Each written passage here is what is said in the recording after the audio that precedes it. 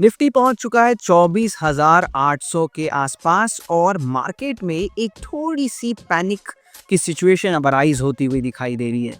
क्या हमने आपको सूचित किया था? Answer is yes. क्या हमने आपको बोला था कि अपने पोर्टफोलियोज को लाइट करिए या फिर अवॉइड करिए फ्रेश इन्वेस्टिंग?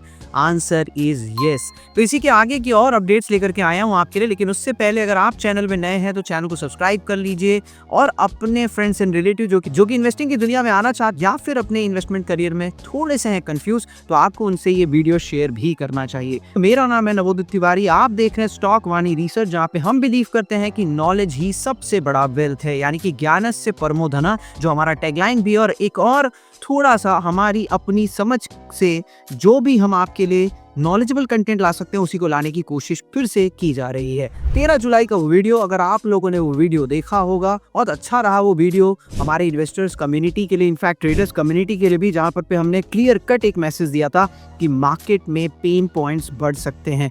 कि कारण हमने बताए थे कि म्यूटेड नंबर्स आएंगे कंपनियों के क्वार्टरली रिजल्ट्स में, और वही होता हुआ भी दिखाई दिया और वही कारण भी बनता दिखाई दे रहा है मार्केट के फर्दर फॉल का।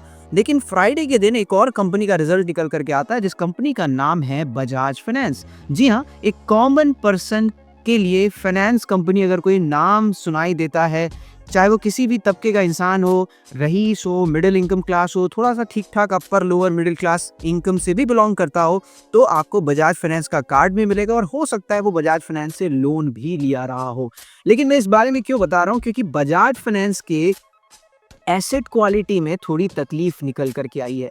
एसेट क्वालिटी क्या होता है? अगर हम बात करें एनपीएस की, यानी कि ऐसे कुछ लोन्स जो नॉन परफॉर्मिंग एसेट बन जाएंगे, यानी कि आगे चल करके या तो डिफॉल्ट कर सकते हैं या वहां से पार्शली ही पैसा आपको निकल करके आने वाला है, तो इन्हीं चीजों के रेशियो से निकल करके आता है एसेट क्वालिटी, जो कंपनी का डिटोरिएट होता हुआ दिखाई दे रहा है। और सबसे बड़ा सवाल ये उठता है कि आखिर ये चैलेंज कहां से निकल करके आ रहा है। जैसा कि हम जानते हैं कि बजाज फाइनेंस का जो मेजर लोन बुक है, लगभग 77%, 77% के आसपास का लोन बुक रिटेलर से ही भरा बैठा है। और स्ट्रेस जो आ रहा है वो ज्यादातर रिटेल या फिर एमएसएमई कंपनियों से निकल करके आ रहा है। और बजाज फाइनेंस ने क्वार्टर ऑन क्वार्टर 26% ज्यादा प्रोविजनिंग करी है अपने लोन्स के लिए। प्रोविजंस क्या होते हैं? प्रोविजंस वो पैसा होता है जो कंपनियां साइड करके रख देती हैं आने वाले नॉन परफॉर्मिंग एसेट्स के लिए, यानी कि ऐसे लोन्स जो डिफॉल्ट करने वाले हैं उनके लिए पहले से सुविधा बनाना शुरू कर देती है बैंक, ताकि उनके बैलेंस शीट में स्ट्रेस ना आए और प्रॉफिट में से थोड़ा थोड़ा पैसा वो साइड निकाल करके रखने लग जाती हैं, ताकि आने वाले समय में ये जो लोन्स डिफॉल्ट होंगे उनकी भरपाई इन्हीं प्रोविजन से करी जाए। तो वहां पर भी एक चैलेंज देखने को मिला। क्वार्टर ऑन क्वार्टर 26% का राइज, ये काफी बड़ा नंबर है। अब सवाल ये उठता है कि बजाज फाइनेंस के नंबर से हमें क्या सीख लेनी है। बजाज फाइनेंस के नंबर से सबसे बड़ी सीख ये है कि जो इसी तरीके की एनबीएफसी कंपनी है जो रिटेल सेंट्रिक लोन्स प्रोवाइड करती हैं, उनको चैलेंज आने वाला है। दूसरी बड़ी समस्या कि अगर रिटेल लोन पे नहीं कर रहा है या फिर डिफॉल्ट करने की संभावना बढ़ रही है, यानी कि इकोनॉमी में वो गति नहीं है जो शायद होनी चाहिए, तभी तो जनता पैसे कमा नहीं पा रही और उस उधार लिए हुए पैसे को पे बैक भी नहीं कर पा रही है। तो इससे हमको ये भी समझ में आ रहा है कि इकोनॉमी में स्ट्रेस है और इस तरह की कंपनी यहाँ पर पे फल फूल नहीं सकती। बैंकिंग के नंबर्स आ रहे हैं, आ चुके हैं मेजर बैंक्स के, वहां पर पे भी यही हाल है, जहां पर पे कोई भी तरीके का सीक्वेंशियल ग्रोथ देखने को नहीं मिल रहा है। पिछले बार का फॉल जनवरी, फरवरी, मार्च के आसपास शुरू हुआ था, क्योंकि मार्केट का वैल्यूएशन वर्सेस मार्केट का प्राइस दोनों में एक बड़ा डिफरेंस था और लोगों को ये उम्मीद थी कि जो आने वाले क्वार्टरली नंबर्स होंगे वहां पर पे रिजल्ट्स बेहतर निकलते हुए दिखाई दे सकते हैं। लेकिन फिर से वही समस्या, रिजल्ट्स में अभी भी वो बात दिखाई नहीं पड़ रही है, जबकि गवर्नमेंट्स लगातार अब रेट कट्स भी कर रही है, सीआरआर रेशियो को घटा भी रही है। इस पर भी एक डिटेल वीडियो हमने ऑलरेडी बनाया हुआ है, अगर आपने नहीं देखा तो जाकर के बिल्कुल आप देख सकते हैं। चलिए वीडियो के दूसरे हिस्से की तरफ पहुंचते हैं कि आखिर अब आगे क्या करना चाहिए, मार्केट में आगे और क्या हो सकता है, उस पर बात कर लेते हैं। तो सबसे पहले एक बात समझ लीजिए कि जो सरकार की तरफ से एक नरम रुख अपनाया जा रहा है रेट कट्स को लेकर के, उसका फायदा एनबीएफसीज और बैंकिंग को डेफिनेटली मिलेगा, लेकिन हो सकता है इस फायदे को आने में एक क्वार्टर का और समय लग जाए। तो हो क्या सकता है कि अगले क्वार्टर के नंबर हो सकता है बैंकिंग एनबीएफसीज के थोड़े बेहतर निकल करके आए। आईटी कंपनीज की बात करते हैं, आईटी के नंबर्स अभी भी सुधरने का नाम नहीं ले रहे हैं। कुछ ही सेलेक्टिव आईटी कंपनीज है जिनके results quarter on quarter sharp जम तो नहीं, एक माइल्ड जम दिखाते हुए हमको समझ में आ रहे थे। तो आईटी सेक्टर के लिए अच्छे दिन कब आ सकते हैं? जब अमेरिका का सिनेरियो यहाँ से बेहतर हो सकता है। तीसरे सेक्टर पर आते हैं जो कि काफी इंपॉर्टेंट सेक्टर है, और वो सेक्टर है कैपिटल गुड्स। जी हाँ, एल&टी के नंबर्स आने बाकी हैं, एबीबी सीमेंस जैसी कंपनियों के रिजल्ट्स आ चुके हैं, काफी ठंडे नंबर्स थे, लेकिन जैसा हम जान रहे हैं कि आगे विंटर्स का सीजन है, लगातार सरकार के कैपिटल एक्सपेंडिचर के डिसबर्समेंट्स बढ़ रहे हैं, तो वहां अच्छे दिन आ सकते हैं। वो पॉकेट भी थोड़ा बेटर आगे चल करके हो सकता है, लेकिन अभी के हालात में ऐसा कोई भी सेक्टर नहीं है जहां पर पे हमें एक आउट परफॉर्मेंस या शाइन देखने को मिल रहा है। लेकिन दो ऐसे सेक्टर हैं जिनको मैंने समझा कि शायद यहाँ पर पे नंबर्स रिलेटिवली अच्छे आ रहे हैं as compared to other sectors, और वो सेक्टर है मेटल और दूसरा सेक्टर है केमिकल। ये दोनों ही सेक्टर में एक अच्छी डेवलपमेंट देखने को मिल रही है। हो सकता है इसका कारण हमारे यहाँ का ग्लोबल कंजम्पशन हो, साथ ही साथ इसका कारण चाइना में बढ़ती इकोनॉमी भी हो, क्योंकि चाइना एक ऐसा देश है जो केमिकल की प्राइसिंग और मेटल की प्राइसिंग में काफी बड़ा होल्ड रखता है। तीसरा अगला बड़ा समस्या जो इंडिया के लिए निकल करके आ रहा है, एफआईआई को फ्लैट नंबर्स आने के कारण से ऐसा कोई भी सरप्राइजिंग एलिमेंट नहीं दिख रहा जिसके कारण से वो यहाँ पर पे इन्वेस्टमेंट करें।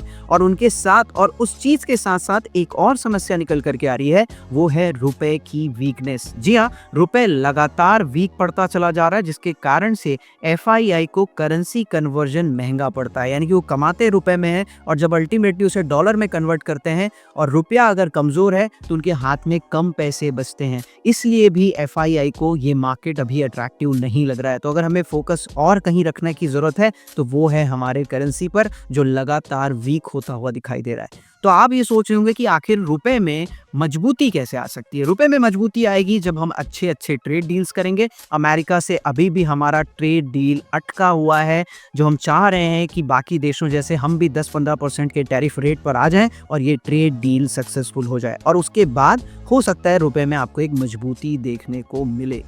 तो सबसे बड़ी चिंता क्या? रुपया। दूसरी बड़ी चिंता क्वार्टरली अर्निंग्स, जो लगभग 50-50 की 50 कंपनियों के 30 कंपनियों के ऑलरेडी आ चुके, जो कि सारे ही ठंडे नंबर्स थे। बचे हुए जो 20 नंबर्स आने हैं उनमें ज्यादातर मेटल कंपनीज हैं, एल&टी है, लेकिन वो बड़े वेटेज वाली कंपनियां नहीं हैं। तो मार्केट के लिए कोई surprise element? Answer is no. बच के चलना चाहिए? Answer is still yes. जाते जाते मैं आप लोगों को चार्ट चेक भी दे देता हूं कि मुझे यहाँ से फर्दर डाउनसाइड या अपसाइड कहां से दिख जाते हैं। देखिए, बात तो ऑलरेडी हो रखी थी कि कुछ इस तरीके के लेवल्स आपको खुलते हुए दिख जाएंगे। 24,800 एक क्रूशियल सपोर्ट था, मार्केट वहीं कहीं पर पे आ चुका है, लेकिन ये सपोर्ट थोड़ा और एक्सटेंडेड है। 24,400 से लेकर के 24,600 एक ये पहला निर्णायक स्तर है मार्केट के लिए। या तो यहाँ से एक रिलीफ रैली देखने को मिल सकती है जो वापस से आपको 25,000 तक जाती दिखेगी, और फिर हम वापस से गिरने की शुरुआत कर सकते हैं। क्यों ऐसा मैं बोल रहा हूँ? क्योंकि अगर आप ध्यान से देखेंगे तो आपको एक पैटर्न इमर्ज होता हुआ दिखाई दे रहा है जिसका नाम है हेड एंड शोल्डर। मैं इसको आपके लिए हाईलाइट भी कर देता हूं ताकि आपको बेहतर समझ में आए। तो आप ये देख सकते हैं, एक शोल्डर बन चुका है, ये आपका हेड बन चुका है, और दूसरा शोल्डर यहाँ पर पे प्लान आउट हो सकता है। अगर ये चीज़ निकल के आ जाती है, बन जाती है, तो फिर मार्केट की जो अगली जर्नी होगी वो 23,800 से लेकर के 24,000 तक के मार्केट के लेवल्स को भी खोल सकती है।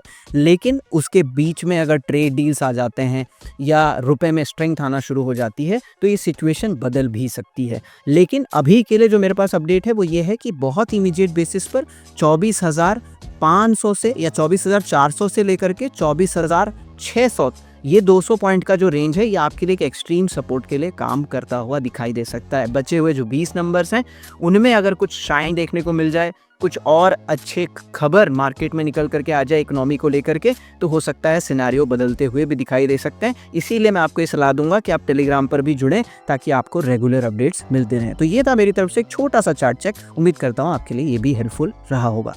इसके अलावा आपके मन में अभी भी कोई सवाल है, कोई दुविधा है मार्केट को लेकर के, तो आप हमारा टेलीग्राम चैनल ज्वाइन कर सकते हैं, जहां पर हम Nifty road map on a daily basis share करते हैं, या फिर आप हमें कमेंट करके भी बता सकते हैं, जिसे हो सकता है मैं आने वाले समय के वीडियोस में कवर करने की कोशिश करूंगा। अगर आपको ये कंटेंट अच्छा लगा तो कृपया हमें बताइए, हमें फीडबैक दीजिए, और कुछ खराब लगा तो वो भी हमें बताने की कोशिश करिए। So this was it from my side. Thank you so much for watching this content and do take care of yourself.